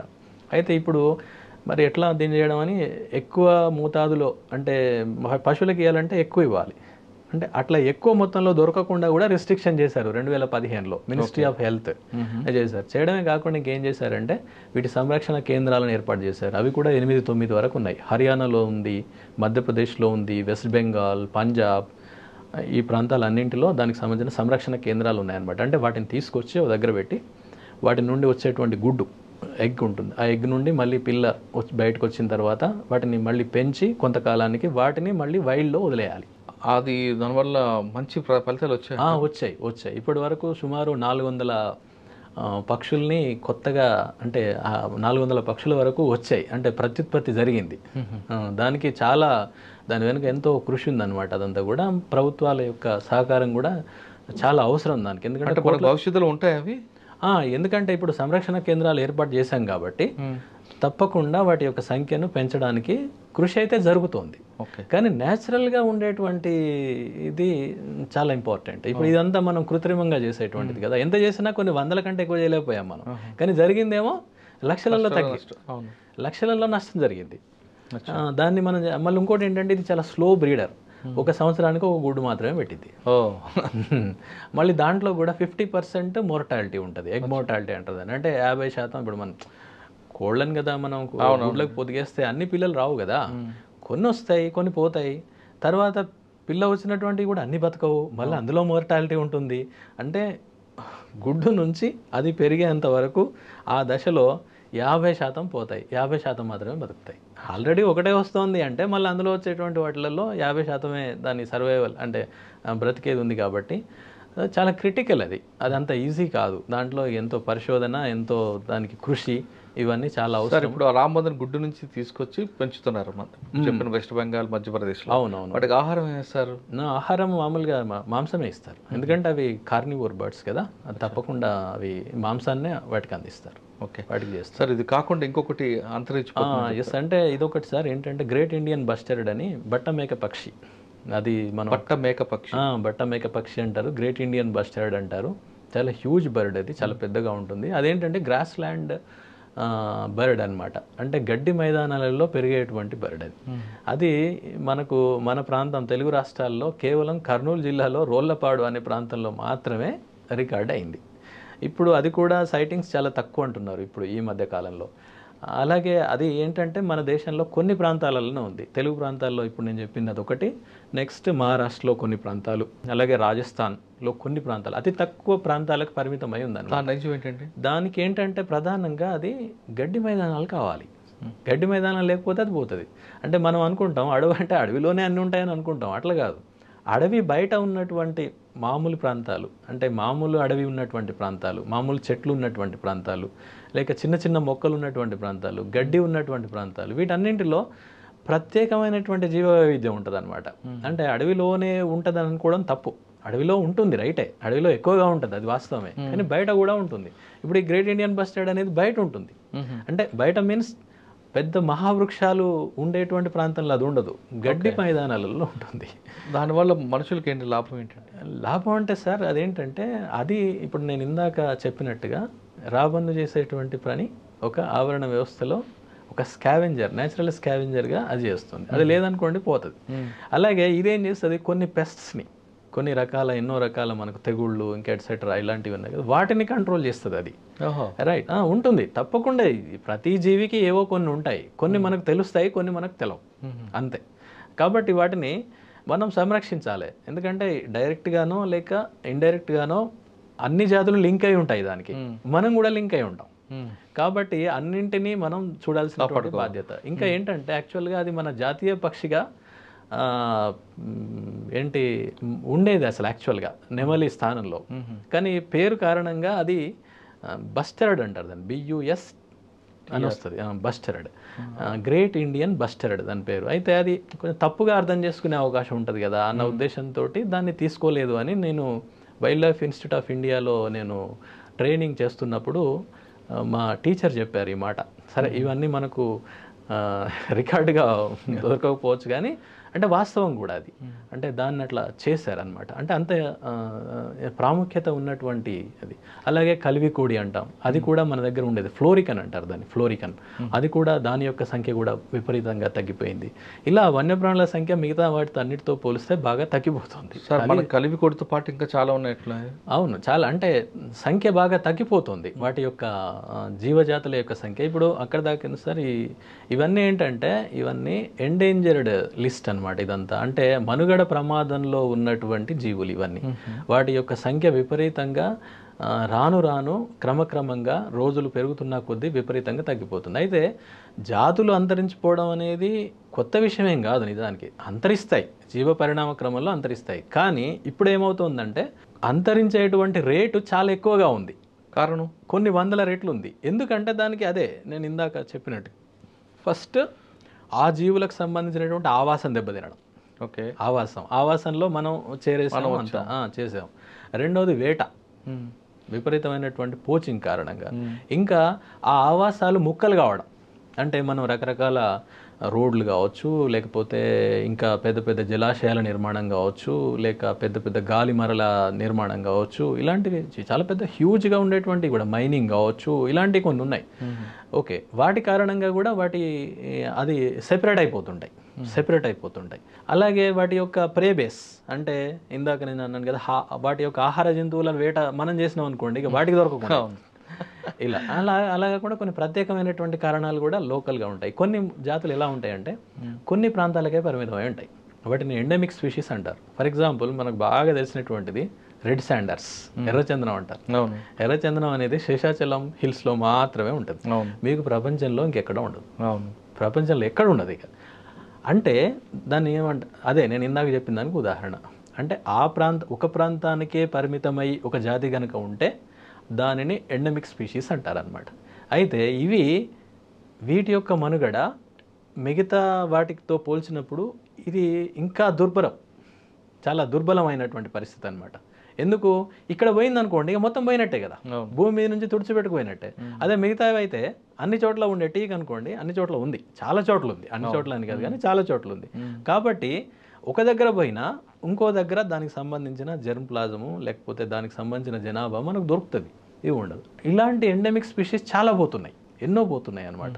సో వీటిని ఇక ఇది మళ్ళీ మనం ఏంటంటే ఈ ఆవరణ వ్యవస్థ అనేది సరిగ్గా ఉండాలి అంటే తప్పకుండా వీటన్నింటినీ మనం చూడాల్సినటువంటి అవసరం ఉంది. అంటే వీటిలో ముఖ్యంగా ఏంటంటే కొన్ని బాగా దెబ్బతినేటువంటి ఉభయచరాలు, కప్పలు ఇలాంటి జాతులని చూస్తారా, అవి ఎక్కువగా దెబ్బతింటుంటాయి అన్నిటికంటే. ఎందుకంటే అవి చలనం ఎక్కువ ఉండదు, వాటికి ఒకే దగ్గర ఉంటాయి. సో అవి ఎక్కువగా దెబ్బతింటాయి. పక్షులు కూడా ఎక్కువగానే దెబ్బతింటాయి, అంత ఎక్కువగా మరీ బాగా ఉండదు. సో ఇలా కొన్ని క్షీరదాలు కూడా ఎక్కువ దెబ్బతింటున్నాయి. కానీ ఈ మధ్య కొన్ని ఇంటర్నేషనల్ సంస్థలు చేసినటువంటి సర్వేలో ఇవన్నీ వచ్చాయి. అంటే అంతర్జాతీయంగా అలాగే మన దేశీయంగా అందరూ చేయాల్సినటువంటి పని, కామన్ మ్యాన్ దగ్గర నుండి ప్రభుత్వాల వరకు. ఇప్పుడు మనం చెప్పినటువంటివే వాటిని అడ్రస్ చేస్తే, వాటి ఆవాసాలు దెబ్బతినకుండా చేయడం, అలాగే పూర్తిగా విలుప్తపు అంచున ఉన్నటువంటి వాటికి ప్రత్యేక సంరక్షణ కార్యక్రమాలు చేపట్టడం. ఇప్పుడు ఫర్ ఎగ్జాంపుల్ టైగర్ 100లకు వచ్చిన దాన్ని పెంచాము. ఇప్పుడు అది 100లోనే కాస్త ప్రాజెక్ట్ టైగర్ కారణంగా అది పెరిగింది. 3500 పైన 3700 దాకా ఉన్నట్టుంది ఇప్పుడు. అంటే ప్రతి 4 ఏళ్లకు ఒకసారి దానిపైన సెన్సస్ చేస్తారు. చేసినప్పుడు 400, 500 ఇలా పెరుగుతోంది ఈ మధ్య కాలంలో. అలాగే రాబందుల సంఖ్య, వాటి కూడా సంరక్షణ కార్యక్రమాలు ప్రత్యేకంగా. గబ్బిలాలు అంటే అవి కూడా కొన్ని స్పీషీస్ ఎండేంజర్డ్గా ఉంటాయి. అయితే ఏంటంటే సార్ ఇక్కడ ప్రాబ్లం ఏంటంటే వీటిపైన రక్షణ అనేదే చాలా మామూలుగా ఉంది, దాని గురించినటువంటి అవగాహన ఇంకా అదంతా చాలా తక్కువగా ఉంది. అయితే ఏది ఏ స్థితిలో ఉంది అని తెలుసుకోవడానికి కావలసిన రీసెర్చ్ అంత లేదు మన దగ్గర. ఇప్పుడు మీరు అన్నారు గబ్బిలాలు ఎన్నో ఉన్నాయి, కానీ వాటి పట్ల రీసెర్చ్ చేస్తే కానీ దాని యొక్క స్టేటస్ మనకు తెలియదు. దాని స్థితిగతులు మనకు తెలియాలంటే మన దగ్గర ఎన్నో ఉన్నాయి, తెలియాలంటే రీసెర్చ్ జరగాలి. ఆ రీసెర్చ్ అనేది చాలా. గబ్బిలాలు కూడా మనిషికి తప్పకుండా సార్. ఇప్పుడు మీకు కరోనా అన్నారు కదా, దానికి నిజంగా బయాలజికల్గా దానికి చెప్పినటువంటి మాట ఏంటంటే, దానికి ఒకటి చెప్తాను. గబ్బిలాలు అనేటువంటివి ఎన్నో రకాల బ్యాక్టీరియా, వైరస్ ఇట్లాంటి వాటికి అవి రిజర్వాయర్స్ అన్నమాట. అంటే వాటి లోపల నివాసం ఉంటాయి అవి. ఈవెన్ ఈ కరోనా అనేది ఒక వైరస్. కరోనా అనేటువంటిది ఒక వైరస్. అది ఇప్పుడు మనం ఈవెన్ మన జలుబుకు కారణం కూడా కరోనా, బట్ డిఫరెంట్ కరోనా అది. అయితే ఈ కరోనా వైరస్ కూడా ఈ గబ్బిలాల్లో ఉంది. ఓకే, అయితే అది గబ్బిలాలకు ఏం చేయలేదు, దానిని ఏం చేయదు అది. కానీ అది ఎప్పుడైతే వేరే జీవులకు అంటిద్దో, అంటే జంప్ అయిద్దో అది అక్కడి నుంచి ఆ వైరస్, అప్పుడు అది వేరే జీవులలో వ్యాధులను కలుగజేసే అవకాశం ఉంటుంది. ఓకే, అయితే ఇక్కడ ఏం జరిగిందంటే కొన్ని ప్రాంతాల్లో గబ్బిలాల ఆవాసాలు దెబ్బతిన్నాయి. ఓకే, గబ్బిలాల ఆవాసాలు దెబ్బతిన్న కారణంగా కూడా ఆ ఆవరణ వ్యవస్థలో ఉన్నటువంటి ఆ లింక్, ఆ ఆహారపు జాలకంలో ఉన్నటువంటి ఆ వైరస్ అక్కడ రిజర్వాయర్లుగా ఉన్న గబ్బిలాల్లో ఉన్నటువంటిది జంప్ అయిపోయి అది మనుషుల్లోకి వచ్చింది అనేటువంటిది ఒక హైపోథసిస్ ఉందన్నమాట. ఓకే, అంటే అది ఎంతవరకు అనేది తెలియదు, కానీ maybe to a large extent it may be true నేను అనుకుంటున్నా. అంటే చాలా మంది సైంటిస్టులు చెప్పేది, నేను చెప్పేది అంటే మనకు సొంత కనుక్కున్న విషయం కాదు ఇది. కానీ చాలా మంది వాటిని చూసి భయపడతారు కదా. భయపడతారు. మీకు ఒక విషయం చెప్పాలి. ఇక్కడ గబ్బిలాలు ఏంటంటే ఇప్పుడు జనరల్గా ప్రధానంగా మూడు రకాలుగా జీవులు ఉంటాయి. ఒకటి పొద్దున్న దాకా తిరిగేటువంటివి, డయర్నల్ యానిమల్స్ అంటారు వాటిని. పొద్దున్న దాకా తిరుగుతాయి అవి. ఇప్పుడు హెర్బివోర్స్ కానీ, అంటే దుప్పులు, జింకలు ఇట్లాంటివన్నీ. కొన్ని నాక్టర్నల్ ఉంటాయి. నాక్టర్నల్ అంటే ఓన్లీ రాత్రిపూటనే తిరుగుతాయి. రాత్రిపూట గబ్బిలాలు పూర్తిగా రాత్రిపూటనే తిరుగుతాయి. నిశాచర జంతువులు, నిశాచర జీవులు. అవి ఏం చేస్తాయంటే ఇప్పుడు మన చుట్టూ ఎన్నో రకాల కీటకాలు ఉంటాయి, ఎన్నో జాతులు ఉంటాయి, ఇక లెక్కలేవు అసలు. ఎందుకంటే కీటకాలు అనేవే మొత్తం అన్ని జీవజాతుల్లో అత్యధిక సంఖ్యలో ఉండేటువంటివి. అత్యధికంగా జీవజాతులు కావచ్చు, లేక వాటి జనాభాలు కావచ్చు, బిలియన్స్లో ఉంటాయి అన్నమాట. అవి ఎన్నో పుడుతుంటాయి. వాటి సంఖ్యను రెగ్యులేట్ చేసేది ఇలాంటివే. గబ్బిలాలు కూడా బాగా చేస్తాయి. అవి మీరు కొన్ని పరిశోధనలో తేలింది ఏంటంటే ఒక్కొక్క గబ్బిలము కొన్ని వేల కీటకాలని ఒక నైట్లో తినేస్తుంది. అది కొన్ని వందల నుంచి వేల వరకు. అంటే ఒకవేళ ఇవి ఆ పని చేయట్లేదు అనుకోండి, ఏమవుతుంది, అవన్నీ వాటి సంఖ్య పెరిగిపోతుంది. పెరిగిపోవడం కారణంగా మిగతా జీవరాశి పైన దాని ప్రభావం ఉంటుంది. రెండు రకాలు చెప్పారు, మూడో రకం జంతువు. మూడో రకం ఏంటంటే క్రెపెస్క్యులార్ అంటారు దాన్ని. క్రెపెస్క్యులార్ అంటే సాయంకాలం సమయంలో, లేకపోతే పొద్దున సమయంలో, ప్రాతకాలం అంటారు పొద్దున, ఆ టైంలో మాత్రమే యాక్టివ్గా ఉంటాయి. అందులో టైగర్ వస్తుంది. టైగర్ ఏంటంటే ఇట్ ఈస్ ఏ క్రెపెస్క్యులార్ యానిమల్. అది ఎప్పుడు పడితే అప్పుడు, అంటే మధ్యాహ్నం కూడా కనిపించవచ్చు, కానీ అది యాక్టివ్గా ఉండదు. ఎందుకంటే అది ఎక్కువ టెంపరేచర్ని తట్టుకోలేదు. ఎందుకని నేను ఇందాక డెన్స్ జంగిల్ యానిమల్ అంటే చాలా ఎప్పటికి షేడ్ ఉండాలి, దానికి షేడ్ దగ్గరే పడుకొని ఉంటుంది అంతే. అది అంతేగాని ఏమి తిరగడము అంటే ఎక్కువగా యాక్టివ్గా ఉండదు. ఈ క్రెపెస్క్యులార్ యానిమల్స్లో ఈ ఎస్పెషల్లీ క్యాట్ ఫ్యామిలీ, అందులో ఇది టైగర్, ఇదన్నమాట. ఇలా మూడు ఉన్నటువంటి దానికి ఇక్కడ చూడండి, ఒకదానికి ఒకటి సంబంధం ఉండదు. అంటే అది చేసే పని ఆ టైంలో అది చేస్తుంది, ఈ టైంలో చేస్తుంది, ఇంకోటి అలా ఒకటి ఉంటుంది అనమాట వాటికి అంతా. అంటే బయాలజీ అలా ఇవాల్వ్ అయిపోయి ఉంటాయి అవన్నీ కూడా. సార్ ఫైనల్గా చెప్పండి, ఇప్పుడు అంతరించిపోతున్న జాతుల్లో కాపాడుకోవాల్సిన బాధ్యత కేవలం ప్రభుత్వందా, ప్రజలు కూడా? అందరిది సార్. ఇది ప్రతి ఒక్కరికి మనకు ఫస్ట్ అవగాహన ఉండాలి. అవగాహన అనేది కనుక ఉంటే దాని గురించి మనం ఏదో రకమైనటువంటి చర్యలు తీసుకుంటాం. అట్లీస్ట్ దానికి హాని చేయం, కనీసం మనం చేయగలిగినటువంటిది.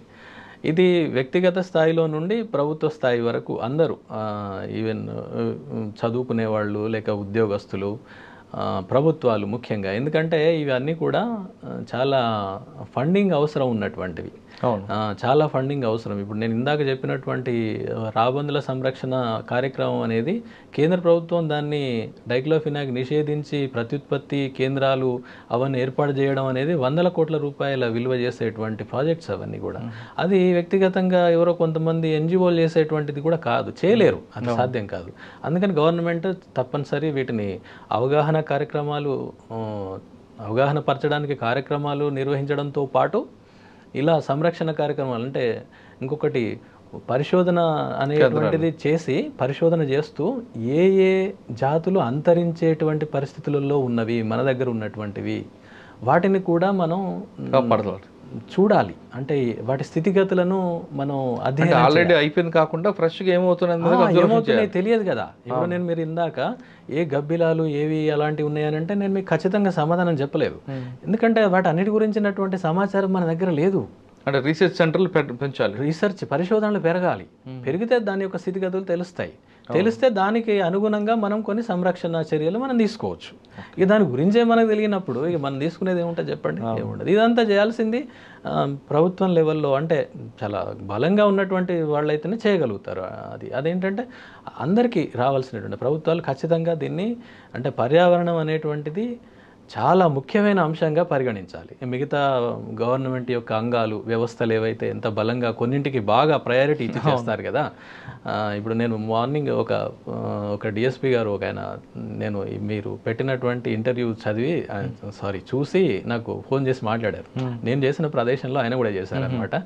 ఆయన అదే అన్నారనమాట. అంటే నేను ఇలా మామూలుగా ఫ్రీ వీలింగ్ టాక్లో మాట్లాడుతున్నప్పుడు ఆయన అన్నమాట ఏంటంటే, అంటే కొన్నిటిగా ఇస్తున్నారు కదా, అంత ఇంపార్టెన్స్ దీనికి ఇవ్వట్లేదు కదా, ఇస్తే బాగుంటుంది అంటే, ఆయన పర్యావరణమే లేనప్పుడు మిగిలిన ఏమన్నా ఎక్కడ ఉంటాయి అని ఆయన చెప్పిన మాట నాకు చాలా ఆశ్చర్యం అనిపించింది అనమాట. ఈ భాష మేము మాట్లాడుతుంటాం జనరల్గా ఒక ఫారెస్ట్ ఆఫీసర్ గానో, లేక దాని గురించి కొంచెం విషయాలు, ఇవన్నీ కూడా మనకు అన్ని కష్టం సార్. ఇదంతా చాలా విస్తృత